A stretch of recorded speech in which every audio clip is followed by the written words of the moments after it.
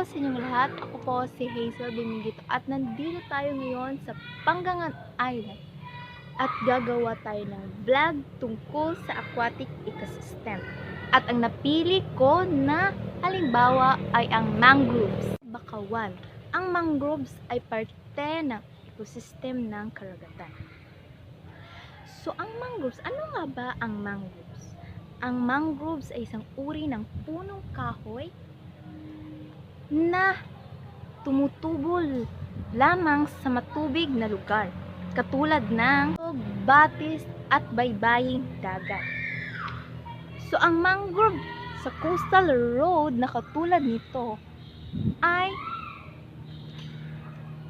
nagsisilbing tirahan ng iba't ibang nilalang katulad ng lumot, isda, hipon, lobster, alimango at iba't ibang nilalang sa karagatan.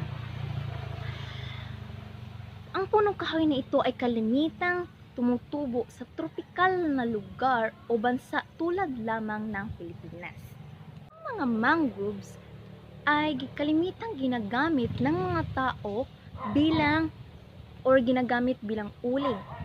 Ito rin ay nagsisilbing shield o pananggalang sa mga malalaking alon na maaring bumayos sa coastal area o maaring sa kabayanan na nakapaligid sa lugar na ito. Ang mga ugat o malaking ugat nito, kagaya ng tinatayuan ko ngayon, ay nagpapatibay ng lupa sa ilalim nito. Tumutulong din ito sa pagbababa ng lebel ng baha. Katulad ng ibang puno, sa kalikasan ay tumutulong din ito sa pagbibigay ng sustansya at nutrisyon sa mga nilalang na nakatira dito. Ang pinakamahalagang silbi ng mangroves o bakawan sa kalikasan at maging sa tao ay nililinis nito ang madumi nating katubigan. At yun po ang kahalagahan ng mangroves o bakawan.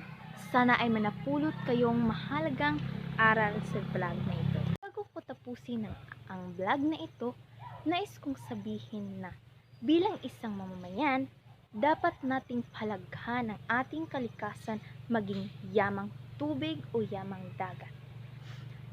Maraming salamat po at magandang araw sa ating lahat.